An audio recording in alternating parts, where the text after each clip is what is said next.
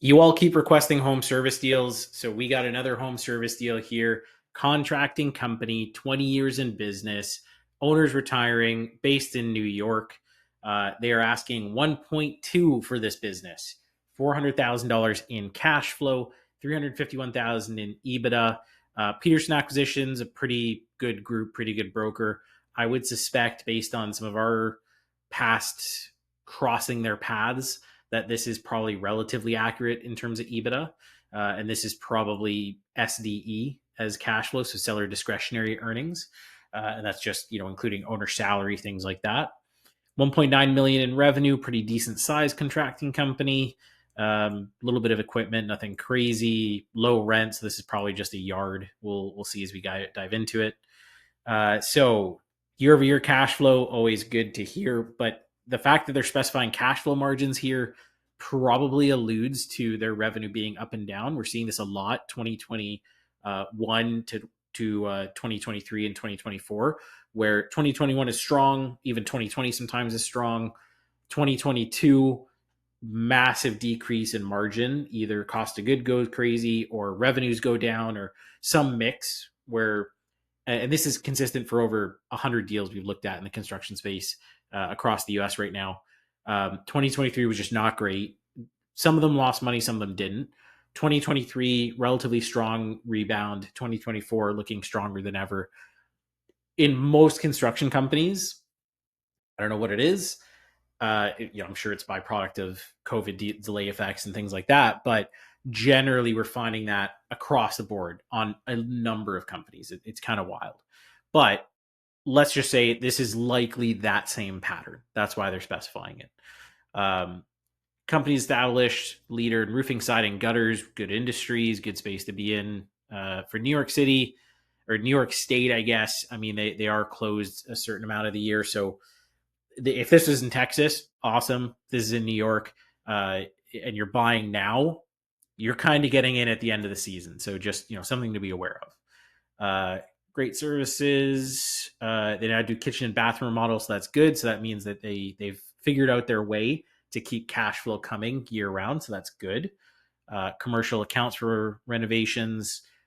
It's not a bad thing. However, one thing I will say after speaking to a number of lenders in the last month now on construction companies, we're noticing a lot of pullback where SBA lenders that were already relatively conservative are now not wanting to lend to construction unless it meets really high debt service ratios, or the owners coming in with a lot, like the new owners coming in with a lot of background, or they're coming in with an injection of capital. So something to be aware of. But there are still many, many SBA lenders out there, and many of them do construction loans. But commercial is something that always raises a little bit of a flag in the underwriting teams of a lot of these lenders. Serve Westchester, Putnam, Dutchess counties. I have no idea where that is, so I'm not gonna pretend to. Revenues have grown due to service area, so that's good. So they're basically going into two different states here, so that's probably what that is. Solid management grew from 143,000 SD 2021 to 400 2023. That's pretty significant, especially if they had that up and down in revenue. That means they're definitely streamlining, or it could also mean that the owner has taken on a lot more than they should, and so they're wearing multiple hats that they actually need to hire out for. So it could be a good or bad thing, could be double-edged sword there. Prospective buyer could invest in hiring more staff. That kind of alludes to my point there, to take on additional projects. Fit for someone looking to take on an owner's role in an established, well-known business. Always great. So 1,000 square foot building. So this must just be like a small office for $1,000 a month, because that's quite cheap. 9 employees, decent size. They must be using subcontractors to be doing 1.9 in revenue, or they do very high end work. Obviously, it doesn't allude to that. There's nothing in here that says, high end design or anything like that, or luxury homes only, or custom homes only, or something like that.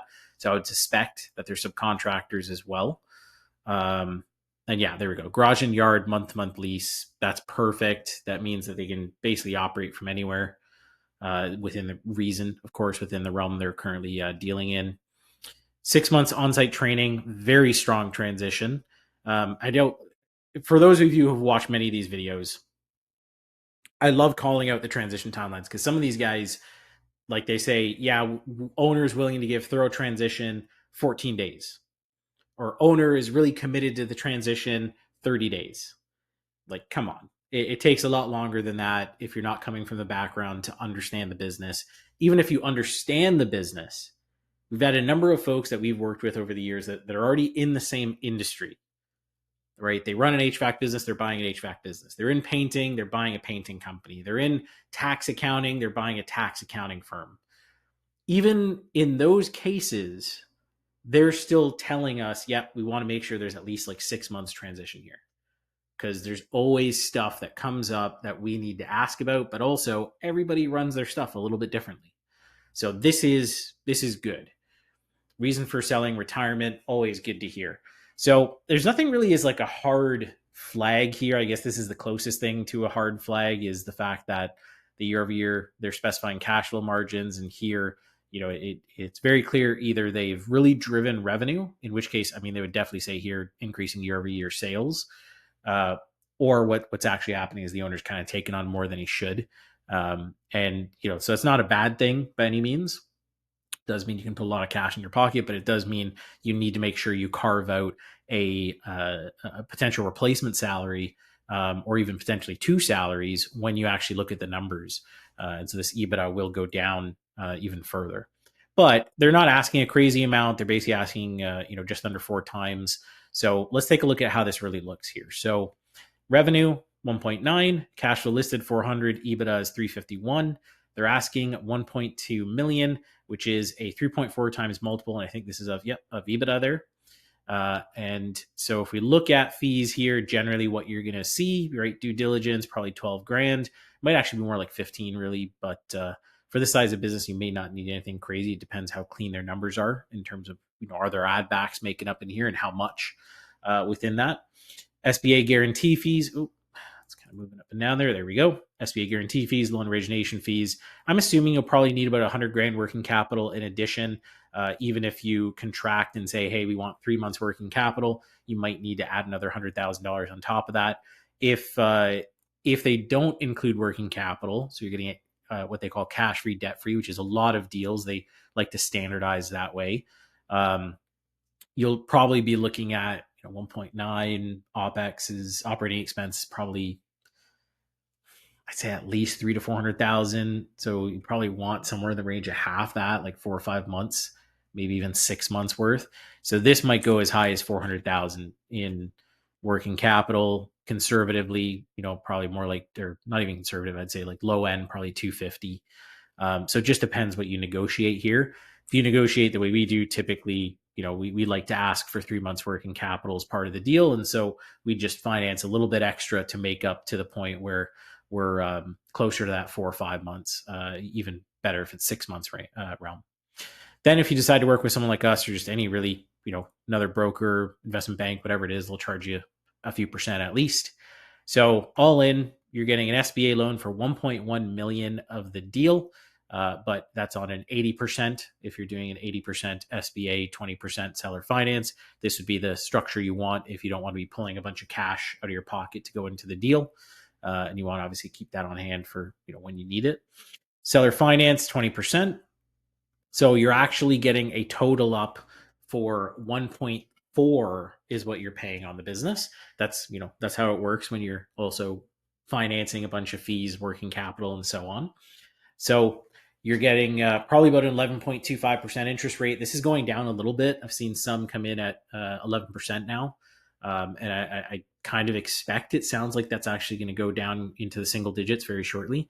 But you should assume, right? You should always assume if the deal can't cash flow well at the highest of interest rates, 12%, 11.5%, a lot of what we've seen in the last couple of years, it's just not a good deal, to be honest. Like there are times when you just have to look at it and say, if it can't cash flow well enough that I'm comfortable with it, it's just not a good deal, right? So 11.25%, 10-year amortization is pretty typical right now.